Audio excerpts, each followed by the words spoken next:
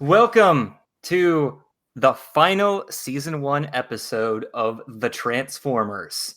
This is... Oh my god, I just realized we never actually stated the title of the last episode. Yeah, we did. No, it was We always called do. The Plague of Insecticons. Oh, the actual... This episode is called Heavy Metal War and is possibly final battle between Megatron and Optimus for the final season 1 episode, along with tons of new characters. And joining us today is Sammy. Give me a cool Transformer nickname based on a Constructicon, if you remember their names. I don't remember the name, so I was actually about to say Sammy. Constructa Sammy? Oh. Yeah, I know. Or I could be, God, all I can remember is Long Haul. So, Long Sean Hall. No, none of those work. All right. No, Long Sean is perfect. So, and then we also got with us, who are you other people? I guess I am other person Thomas today. And I'm Andy. How's it going? Joining us once again is Andy. Though, Andy, this is your first podcast that is not Mighty Orbots. Bizarre. He wants to check out what this Transformer stuff is all about. So, when was the last time you watched Transformers? The original stuff. The original stuff. It's been a while since I actually sat down and really watched it. It was nice to watch this episode again because it had like a lot of nice animation stuff and that I really like. So I'm sorry, but this has like the worst animation. There's so many animation errors. It's bad, but there's some nice standstill scenes that I enjoyed. I took screenshots. I'm like, oh, this is cool. I could draw this. That's true. That's like true. At the beginning, like a lot of that tech stuff was really detailed. So, oh yeah, I know what you mean. Oh yeah, there's like one scene with Starscream and he's like missing a leg. It's like, okay, that's fine. Lost it in the war. Do we have to start out trashing my new favorite episode? No, so this actually is probably my favorite episode because when I watched all these in college, this was like 2001 or 2. This was like the episode that stood out in my mind the most. When I was younger, I remember getting the VHS tapes because I think there's like 1 or 2 episodes on each VHS tape. And like this was like the selling point of the tape. It was like Heavy Metal War. And it had like a really cool illustration of like Megatron on the front cover.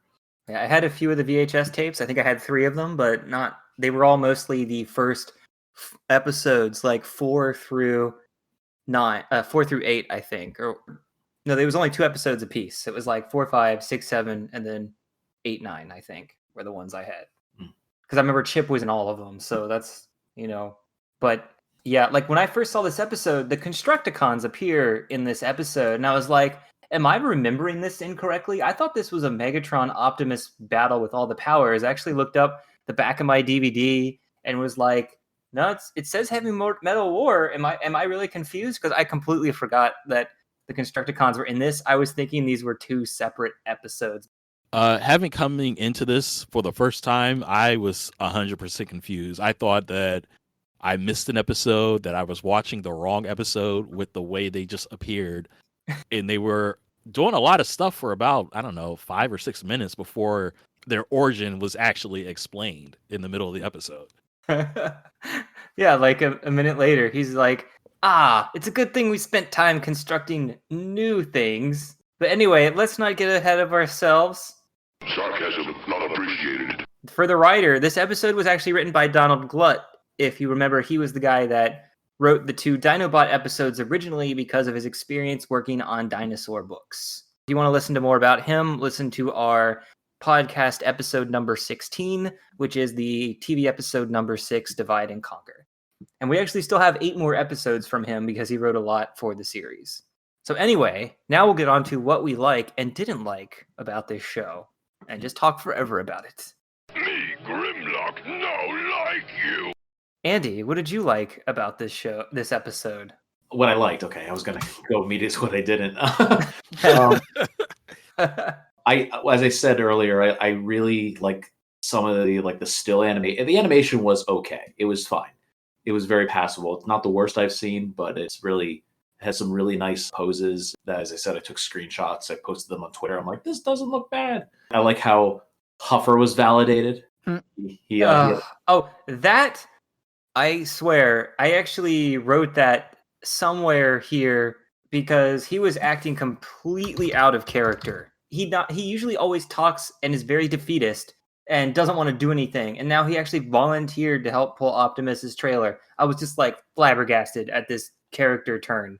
I think it's a lot of Schadenfreude. Like he was really happy. It's like, somebody's doing worse off than I am. I'll take care of this. Oh my god! Now I hate him once more. But I'm glad he got to pull his trailer. It's So Thomas, it's like, here's 5 to 6 new characters all at once. Remember them, kids? And they all just go around and introduce all of them, the 6 of them. I kind of touched on this in the previous episode where we were all having a hard time trying to figure out not figure out the names, but remember the names and who was who by the design and stuff like that. Being new to all of this, I'm having a hard time in almost every episode.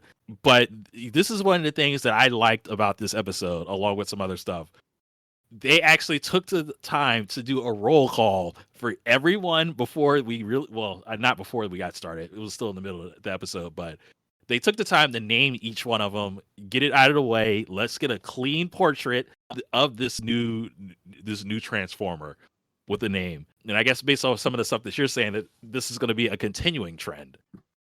Oh yeah, once we get to all the combiners near the end of season 2, this just happens like every other episode. Like, hey, here's the 5 aerial bots and the big guy they create. And oh wait, here's the 5 whatever bots and the person they create. Or it's usually 5 we or need 6. more toys. Yes. I wonder if they got some or something and like it just got overwhelming to a point where people just were having a hard time following the characters and their designs and stuff like that. I'm sure all the animation errors didn't help. I always get confused with the flyers. Well, not confused, but I think I know I make an assumption about what flyers on screen, but then I have to say, wait, let's make sure that they didn't miscolor what's his face or Starscream or something like that.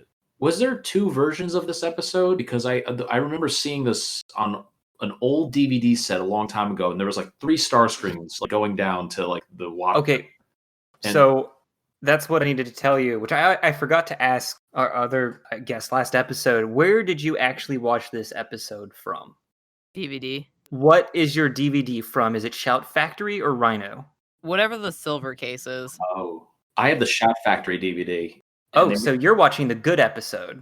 Yeah, apparently, like I don't know if you addressed this on other podcasts. The Rhino ones, they had like the work print version or the incomplete one, and Yes. These ones were based on like what was actually aired. So some of the scenes are actually a little bit fuzzier because I guess they didn't have the originals. They were using like an old, 35 of it. Because the Rhino DVDs have like overpowering sound effects, whereas the Shout DVDs have slightly underpowered sound effects. Yes, I noticed that. Yeah. So, but I've been basically using the Rhino DVDs for the reviews of these and then watching the Japanese episode. And then a few weeks later, when I feel like it, I will actually watch the new Shout one that I have just to relax and watch it fully. Like, so I've noticed some things here and there, but it's funny, like you watch a Generation 2 episode and you see it doesn't have all the errors that the Rhino DVDs have.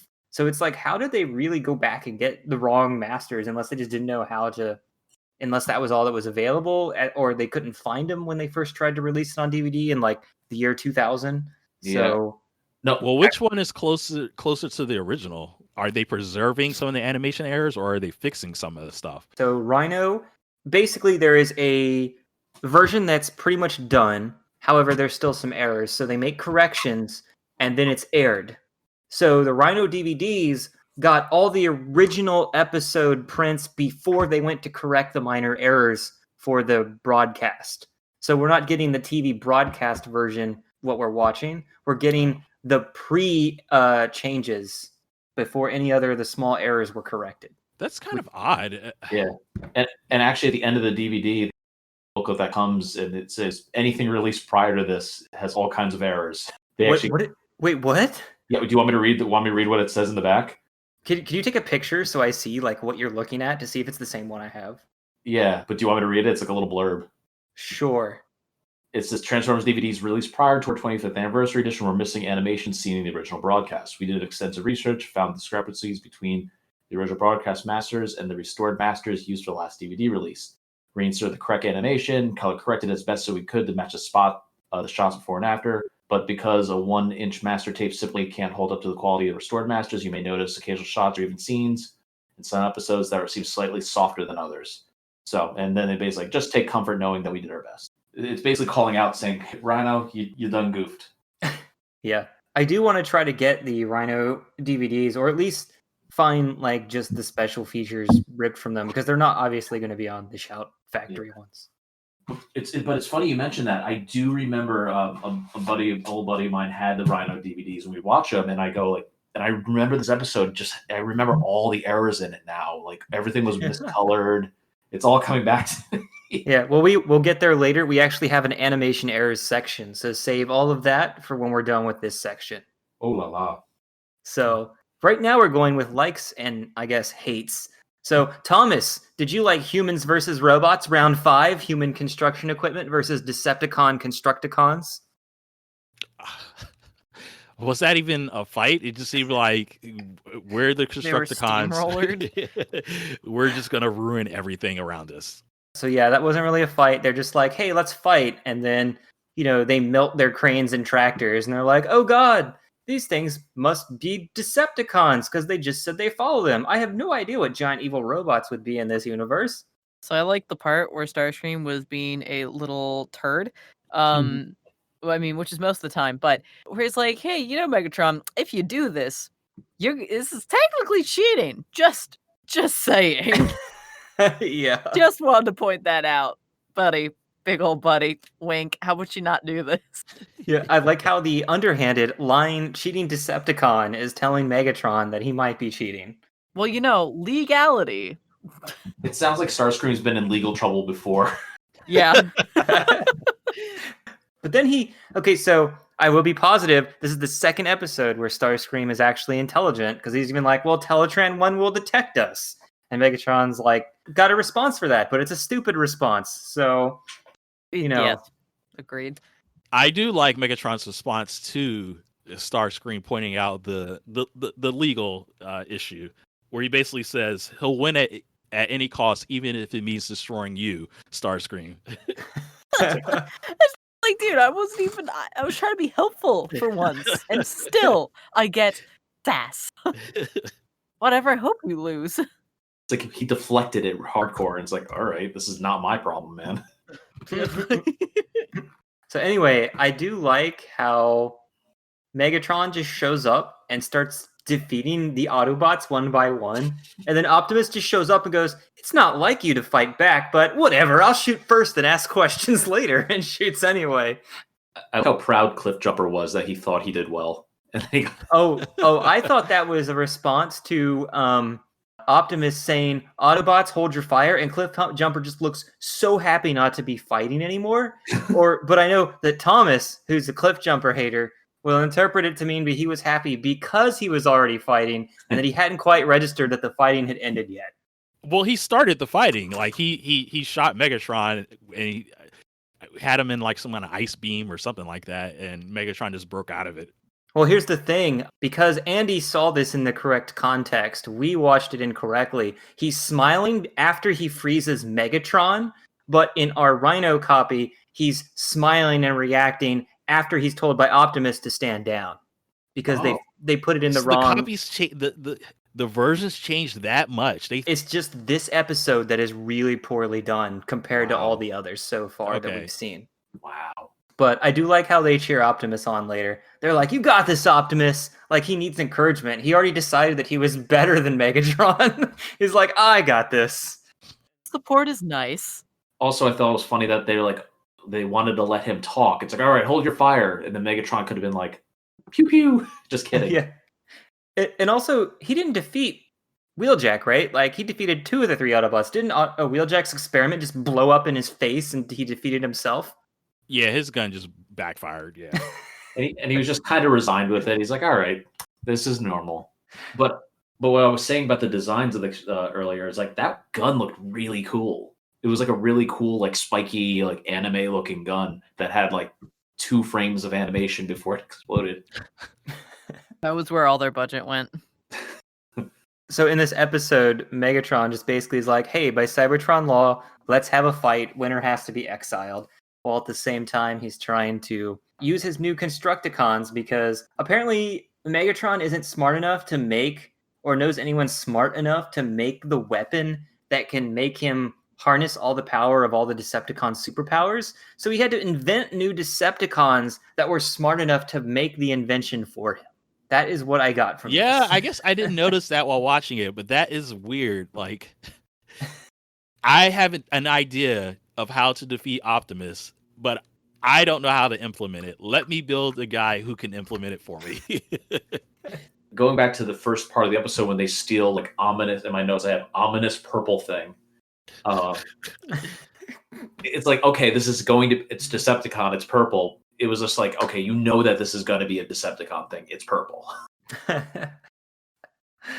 I like how when he steps in it, so he's getting all the powers of Thundercracker, Starscream, Soundwave, and I think Skywarp's supposed to be there, but he's never seen, at least in the entire Rhino one, unless he's colored incorrectly. And then No, Reflector. Skywarp is in there. And then Reflector. Okay, cool. And I'm like, what? Does he need to take pictures? And then I realized, oh wait, Reflector actually has an attack that can blind people for 5 seconds. And then Megatron actually uses it in the battle to make Optimus fall from the ground when he's holding on to him in the air. So he actually uses it just as many times as Reflector does through the entire series. One. Great. You know, adding to how I thought it was pretty informative of them to do the roll call, that sequence when they are having their duel and Megatron's using all the different powers, each Decepticon's calling out like, yeah, that's my power. He's going to really win because of my power. So basically almost every Decepticon gets a chance to do that. So to me, that's just So another cute. cool way to kind of like, okay, this is what this Decepticon is really known for, what they're capable of and stuff like that. Yeah, I thought that was fun, and it's also definitely really good for kids. But I do like how Starscream is like, ha, he's using my bombs and my null ray. Now he's going to win because he's got my weapons. Right, yeah, because his weapons are the best. I didn't actually realize that he had 2 powers. I thought he only had the null ray. I had to look that up and realize, oh yeah, he does have two of those. Yeah, to me, at least from what I've seen of the show, yeah, the null ray is basically like, that's his primary, I feel like. Yeah. So what did you think, Sammy, of Soundwave's like, I'm just going to call out to the cassettes and so they can watch the battle, and then I'm going to pet my Ravage. Yes. Yes. They have a right to watch this battle too. Everybody's getting comfortable. Yeah. My notes say Ravage being pet equals love. Yes. Does So he even precious. like purr like a cat? He has that weird garbled like sound. I don't know what you would even call it. The Welker purr. The Welker purr, yeah. Yeah. And like Chip is talking about the Romans, and Ironhide's like, sure. I mean, if I knew anything about history. How were Autobots going to leave Earth anyway? You never saw them repair the Ark or a new spaceship to return. There's a deleted audio scene in the first 3-parter that says they fixed it and could go back to Cybertron, but I thought they retconned that so they would just be trapped on Earth when the series actually started with episode 4. But so how are they actually going to leave Earth in this episode? Maybe they would hijack the space gate that is guarded by Shockwave and just bombard him again. Like, hi Shockwave, we're gonna live with you now, and he's like, ugh. What? Yeah, anyone have any other fun notes, likes and dislikes? So this really became my favorite episode because it just had a lot of the stuff that I do like about the series. Like I like the Dinobots a lot, and even from the beginning of the first 3 episodes, I was really drawn in by the one-on-one fights that Optimus and Megatron had. So just having both of those in a single episode, it didn't take much to put it above like all the other episodes. I liked all the stuff too. It was basically overpowered Megatron versus Optimus, so it wasn't like a mutual battle at all. It was totally one-sided because Optimus, I think, maybe gets 1 hit in. I mean, I think he gets to attack maybe twice, but most of the time he's dodging or getting defeated. Right, yeah. It was pretty one-sided, but I don't know. It was still kind of entertaining to me. I just like those kind of like dual setups. Yeah, it was still fun though because you get to see Megatron use everyone's powers, And then of course you got Constructicons versus Dinobots, this giant robot now fighting the Dinobots, and like a somewhat final battle at the end of the episode, even though it's kind of short, but still just a lot of stuff going on this episode. Yeah, the version I have, the fight scenes actually look pretty good. I'm not sure about the Rhino ones, but like there's a lot of like nice. There's like just a lot of cool effects that go on, and it just I really enjoyed those. Mm-hmm. So what was that hologram that was used at the end? Was that a particular Transformer or just random generic giant robot? Oh, it was a generic giant robot. In fact, I found out later, 25 years later, they would actually give it a name and make it like an actual character. Oh, Okay. But, that's for another time. Mysteries. Yeah. It actually did kind of fool me because they already set the standard of we're just going to introduce Transformers and not tell you that they existed before. So I was like, oh, so this must be, I don't know. What's the name of the, well, I guess there's multiple giant robots that are made up of several smaller ones. I just thought they were just introducing a new one just randomly. And I was like, okay, yeah, I'm just going to go with it since that's what they did before. I put also I want that tall robot. Who are you? and I go, and like Floro Derry, I guess whoever designed the robots, and there's a shot of his back, and he has all kinds of parts that look like they go in and out. Like, I want to know more about you. What do you turn into? So, I mean, I guess when you talk about that, we'll find out then. But it just, I think he might just be a large guard robot, so he doesn't actually turn into anything. he turns into a light post like Soundwave. I did think it was kind of disappointing, though, that the end battle is just like everyone's surprised, and then they just pushed back with laser fire into the lava because they're like, "Oh crap, we're being shot at! Oh my god, I'm falling." That actually reminds me, the laser fire. How did Optimus shot Devastator and Devastator fell apart? Is that normal? Well, maybe they have their own evil scientists that will tinker with their bodies later and make them stronger. Because I'm pretty sure Devastator shows up like in 10 more episodes in season 2, so he shows up quite often. Hasbro really wanted to sell that toy. Yeah. But then near the end of season 2, we're like, nah, now we're going to sell them 6 new toys that are also 6 bots apiece. No. Totally won't backfire on us. Thomas, what did you think that? So we learned that an explosion of energon blasts that can propel a planet away from its orbit does not kill a Transformer. And now we have learned that lava does not kill a Transformer. Which is kind of odd, knowing that we just watched the previous episode and both the Decepticons and the Autobots were concerned about the oil tanker, the oil that leaked onto the water would be set ablaze, and that they didn't want to be caught in fire. But then they fall in lava and are seemingly okay based off of Megatron's survival. I mean, like, just because you won't die doesn't mean that you like want to go and get hurt in this stuff. Yeah. I mean, just because you're immortal doesn't mean you throw yourself off buildings just to make sure you're still immortal, right? Exactly. I don't know. I don't think that oil fire would get as hot as like literal lava. They seem to be all right. Seem to be.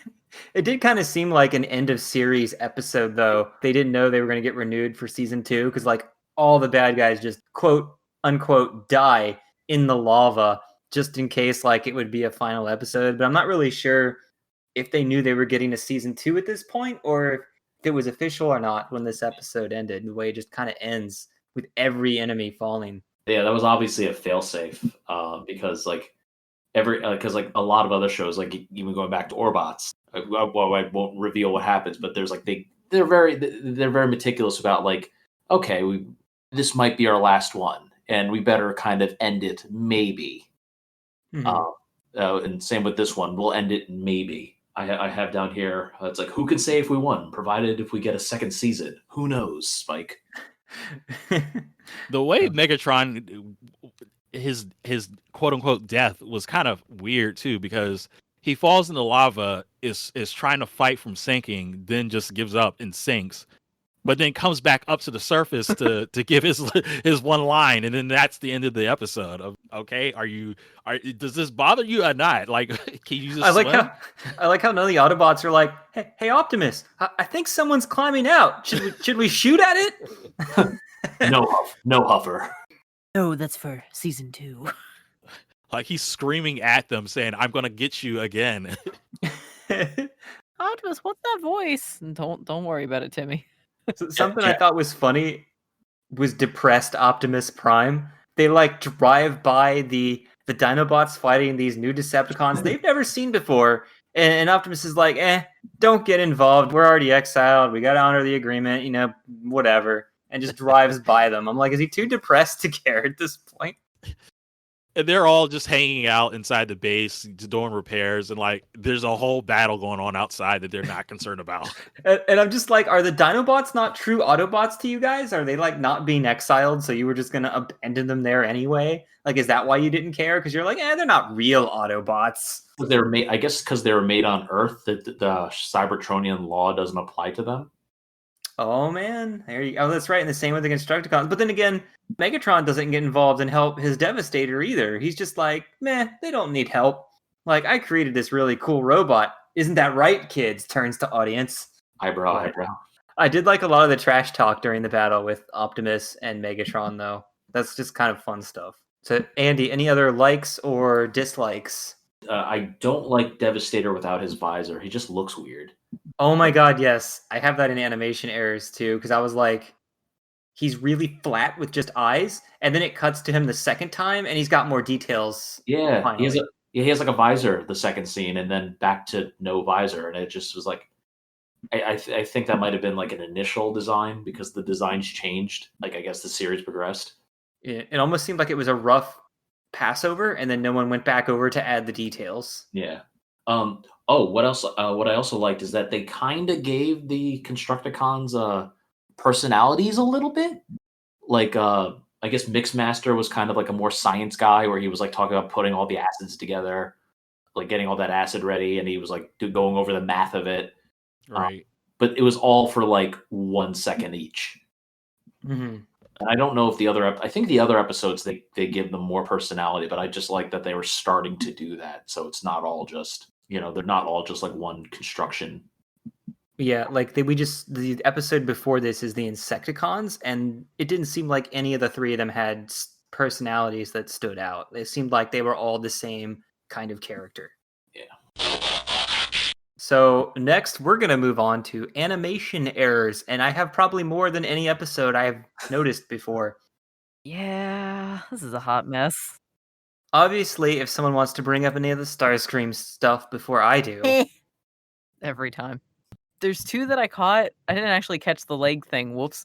But when Megatron turns around and he's like, soon, Starscream, it's Thundercracker.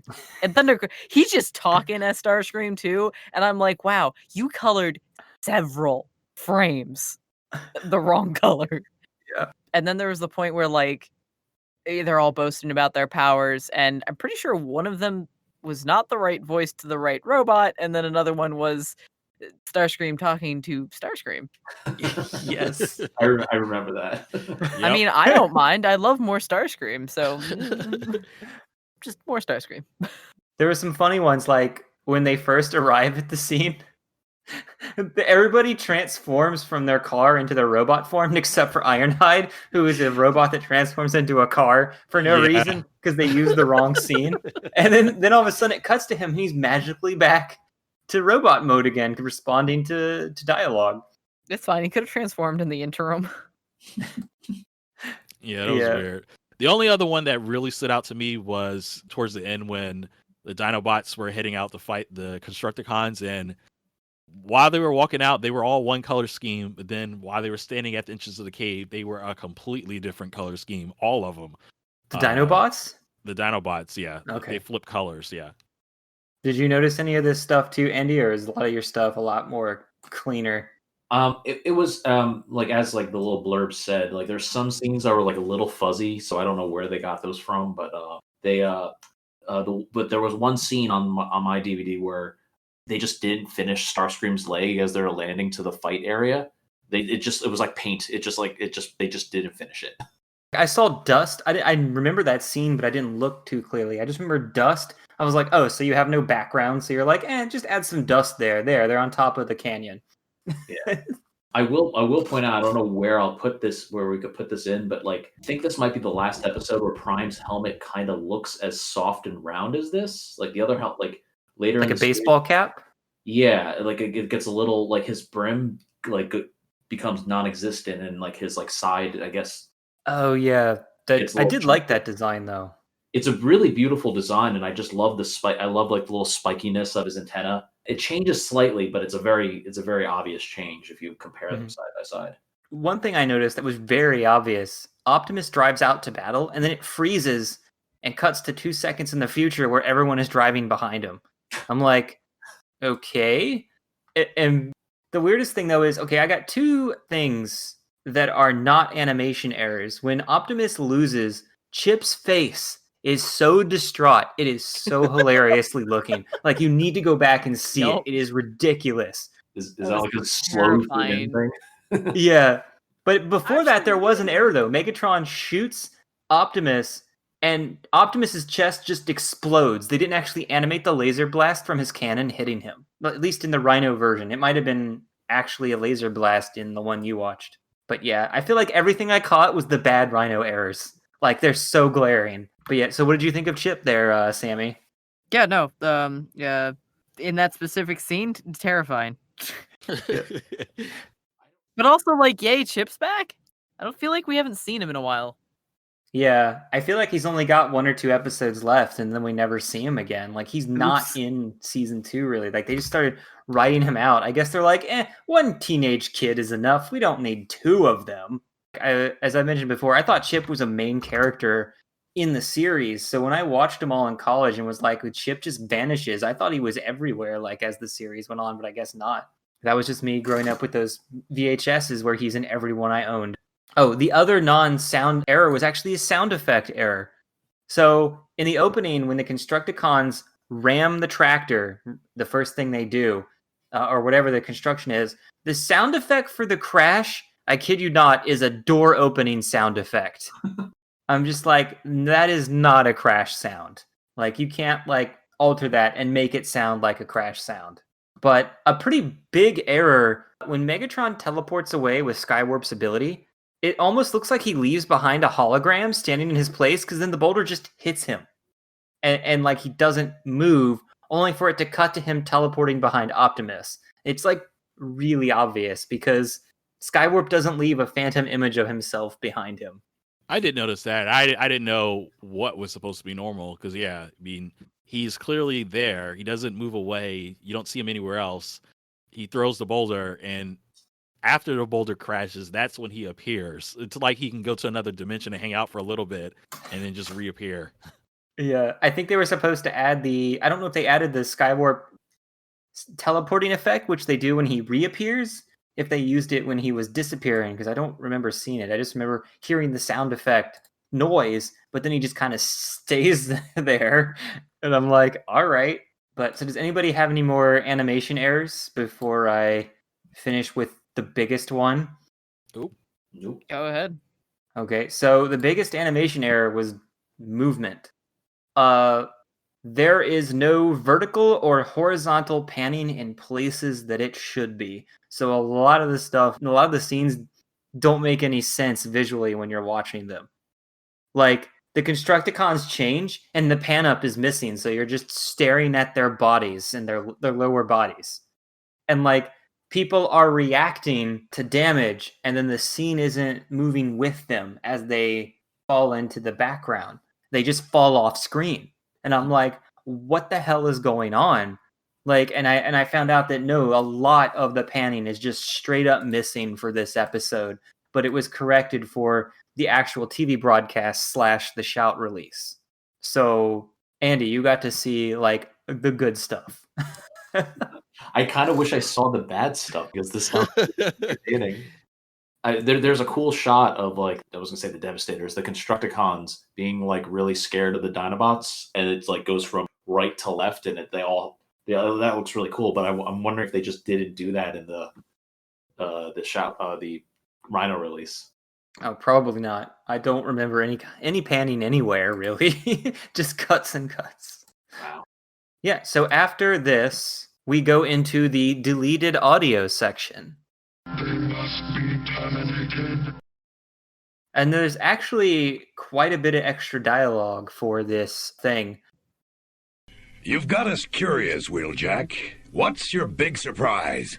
And what does it have to do with the Dinobots? Well, Optimus Prime, fellow Autobots, human friends Spike, Sparkplug, and Chip. Oh, get on with it, Wheeljack. You take longer to say something than a mechano mouth in slow motion with the glitch.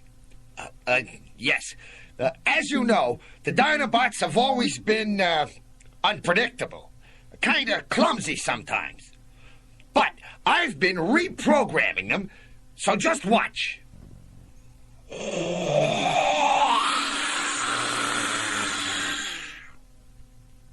Oh, big deal. So now we got us a Dinobot baseball team that eats the ball. Well, I'm impressed. Me too, Wheeljack. Right. You did a good job with the big guys. I'm also pleased, Wheeljack. Well done. Thank you, Optimus Prime. I try to do my best. Okay. Dinobots, transform! Phew. Now that the Dinobot beauty pageant's over, maybe we can... Huh? Those signals spell trouble, and I'm talking Decepticons. I enjoy the beauty pageant. I really like how Ironhide is a disgruntled old man.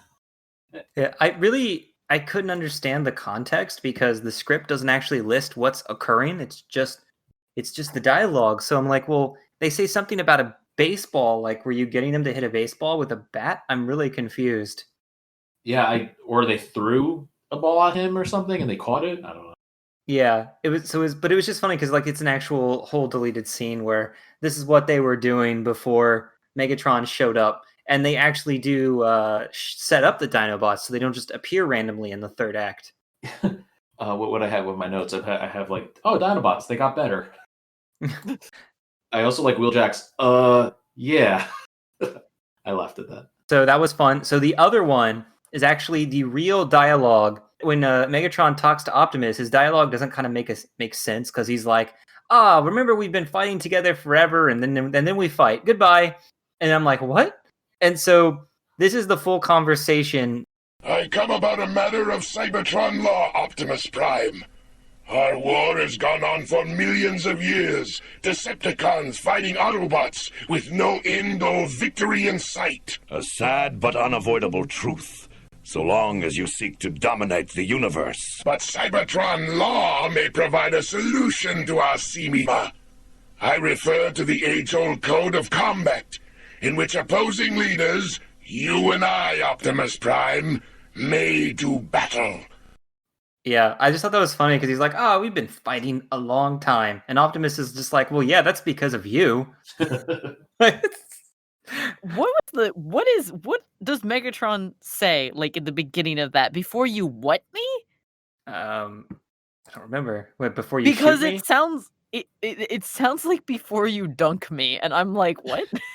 Like I went backwards to rehear it. Like, excuse me? Please dunk Megatron. Yeah.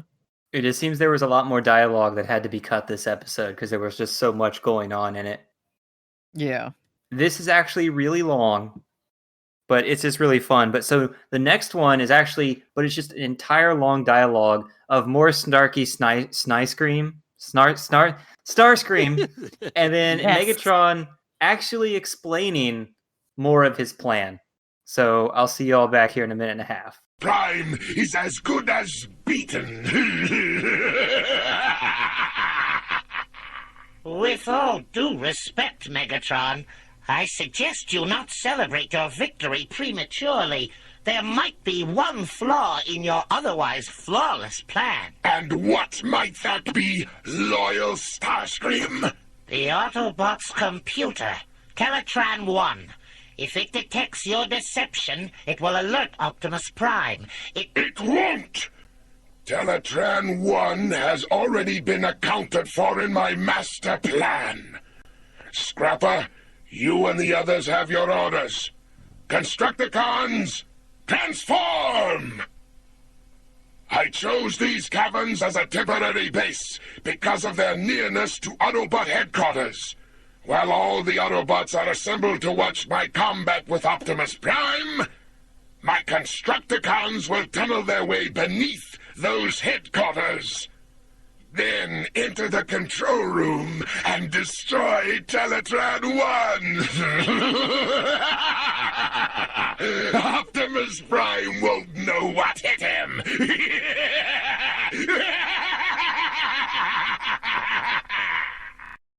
Oh, I like that one. Yeah. There's a number of reasons why I like it, because I actually had a note that we didn't go over, but it's very relevant to what he's been saying. The 7-second laughter. Yeah. That's intense. I appreciated that. Frank went all into that. Yes. Yeah.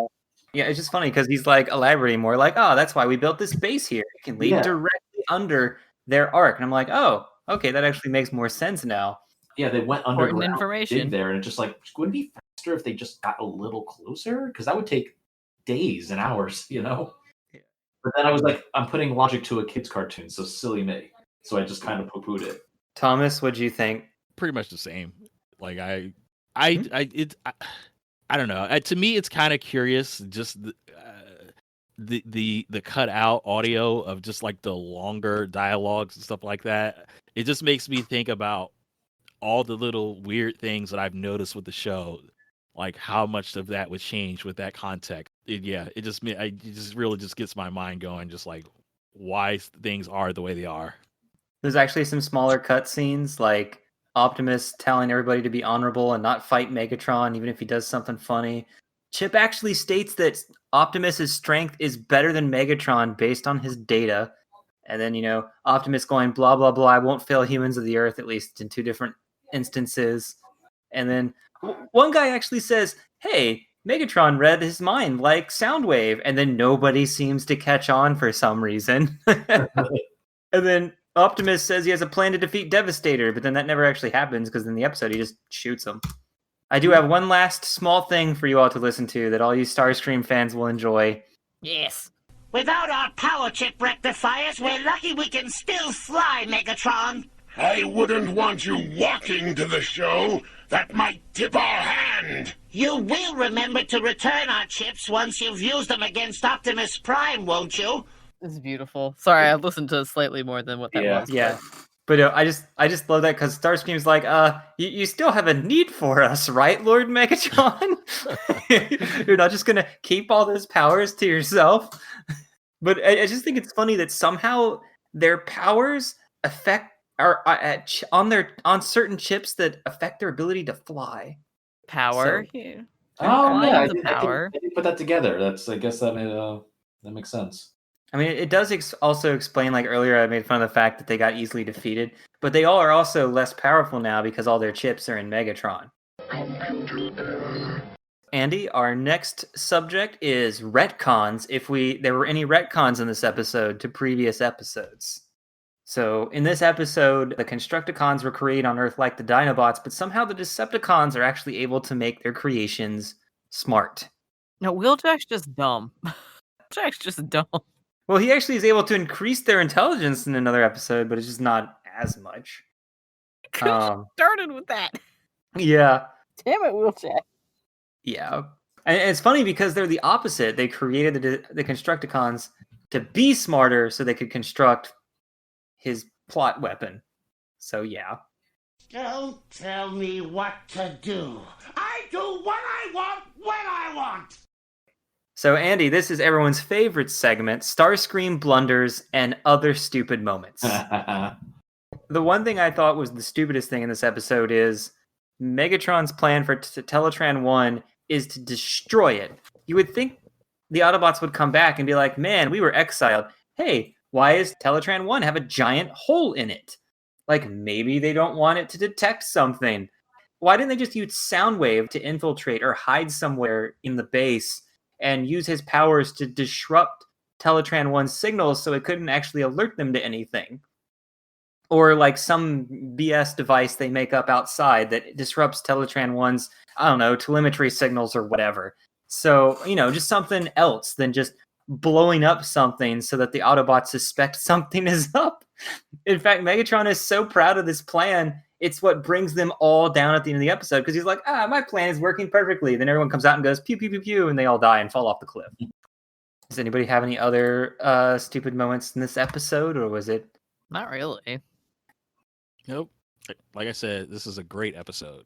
Yeah. Hey, boys, we're gonna be movie stars! So we normally have 2 more after this. Main character.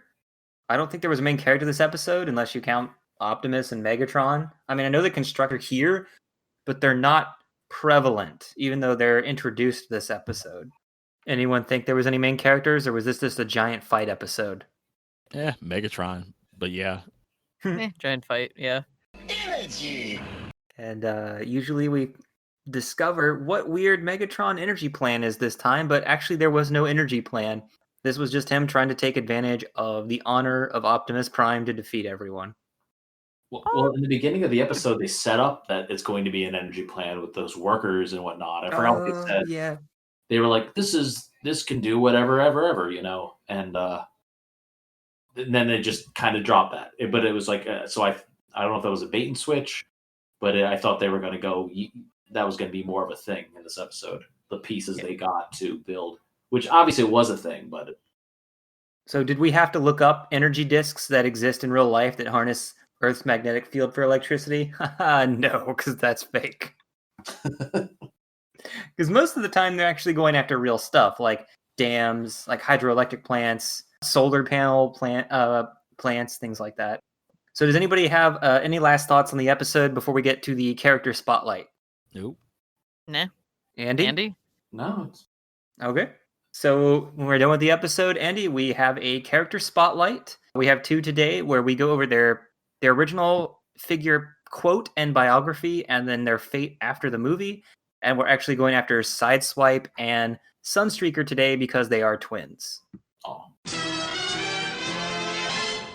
Andy, would you like to read Sideswipe's character information? Sideswipe is a red Lamborghini with a missile on his shoulder and sometimes a jetpack on his back. His packaging quote is, "I don't break rules, I just bend them. A lot." that pause. Sideswipe is nearly the equal of his twin brother Sunstreaker in the combat arts, but less cold-blooded. Relishes in a fight to the finish with an opponent, uses underhanded tactics when absolutely necessary. Arms act as powerful pile drivers, flies for up to 2 minutes with his rocket backpack, fires flares visible for 18 miles. Rash actions often lead to injuries to himself.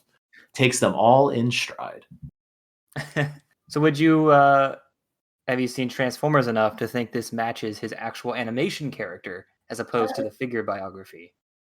Not particularly. I don't. I mean, it's been a while. Like I'm remembering back to the first 3 episodes, like where him and Sunstreaker like get attacked by Laserbeak, and they would be kind of like riffing off each other. It's like, this was a new paint job, Yeah. And then was it Sideswipe was like, just make left turns, Suddenly from not New Jersey. Never mind. Hey.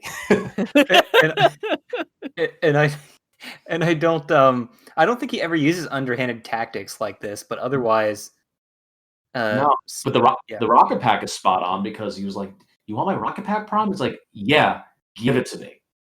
Wait, I still function. So what is his fate after the movie?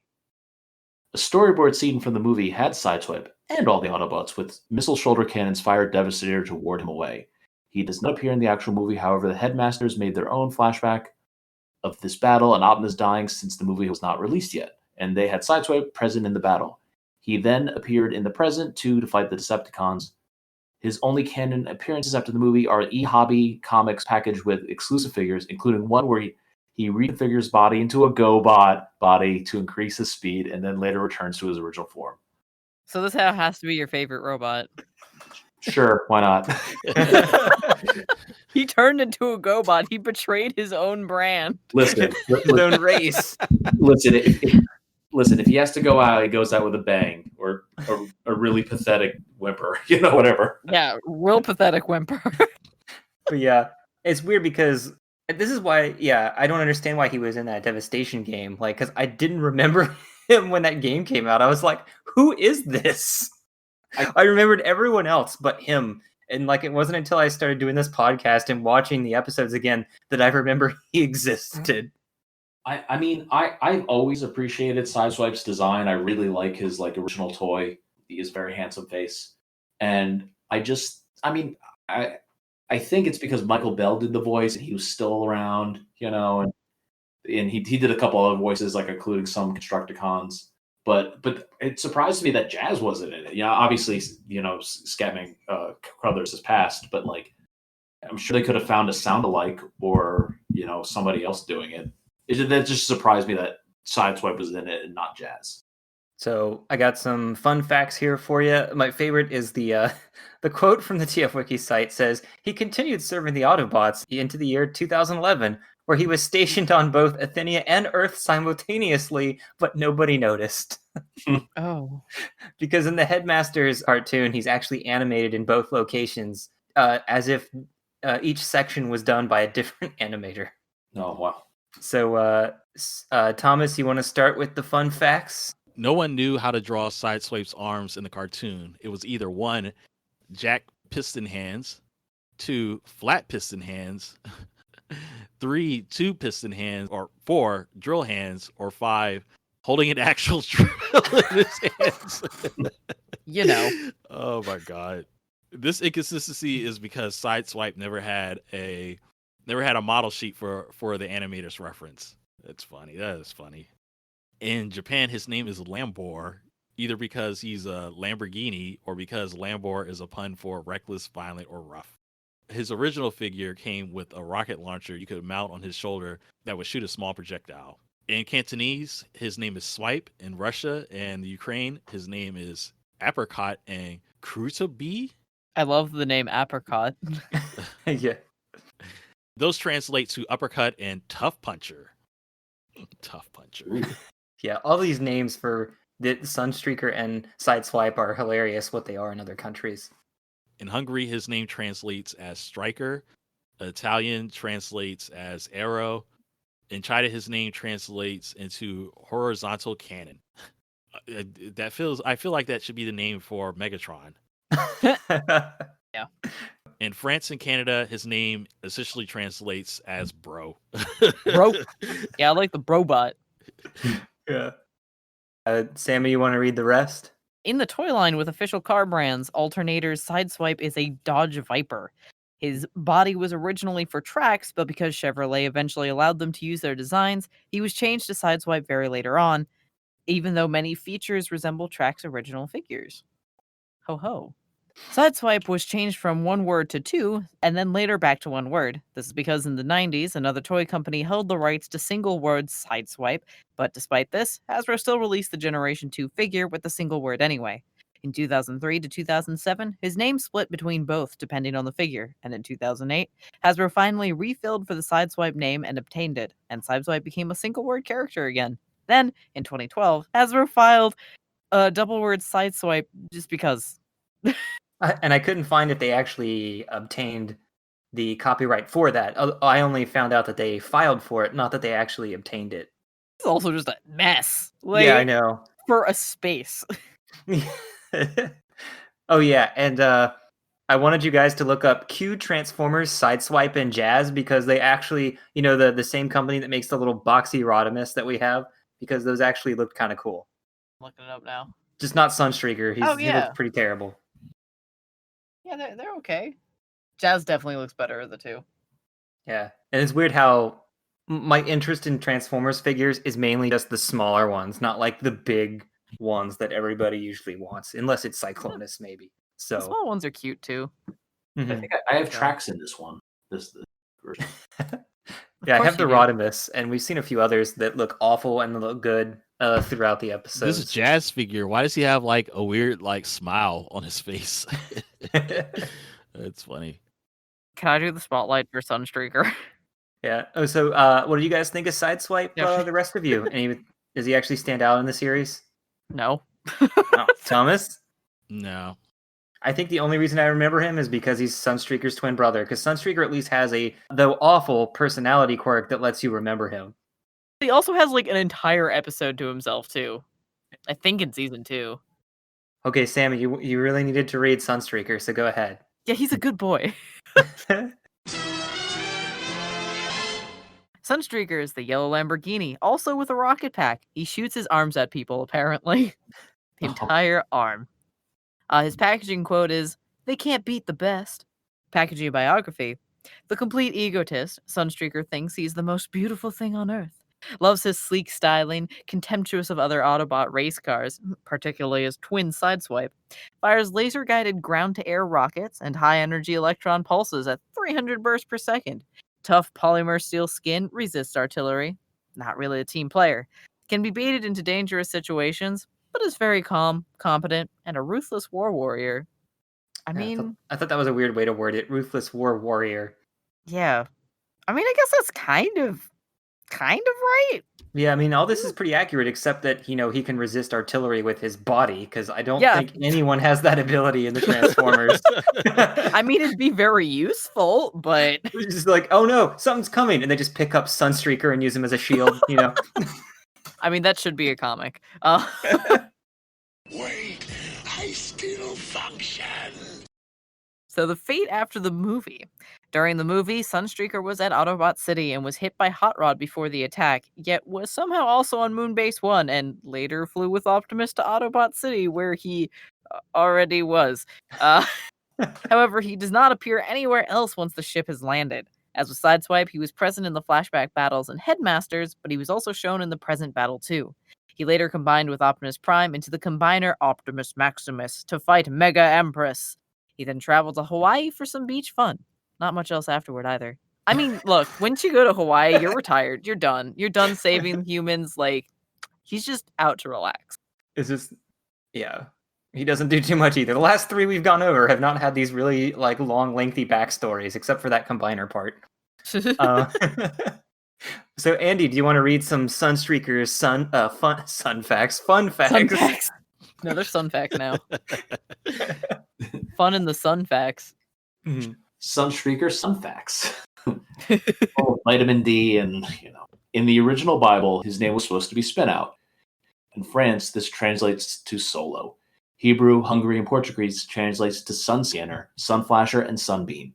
Russian, Ukrainian translates to Twinkler and Ray. Italian translates to Lynx. I love Twinkler. I love how the last one has nothing to do with anything else. It's a cat. It might be due to his ears. I don't know. The Lynx have that kind of thing going on. That's kind of stretching, but I guess it's a stretch. Anyways, the original Diaclone Sideswipe toy in Japan was not red, but yellow, red or police version. His brother Sunstreak was also only red or police. Sunstreaker was colored yellow for the American cartoon and American toys. Well, America does like yellow. Yes. Bumblebee. I guess he is the second all-yellow vehicle. Sunstreaker's original toy shot hands as projectiles. Sunstreaker is considered one of the hardest toys to find, complete and unbroken, and Hasbro states the original model is either lost or too destroyed, so he does not look the same in the Classics line. Huh. That might be an error. I don't know if he was actually released in the Classics line. I forgot to leave a note to myself to research that. I don't think he was.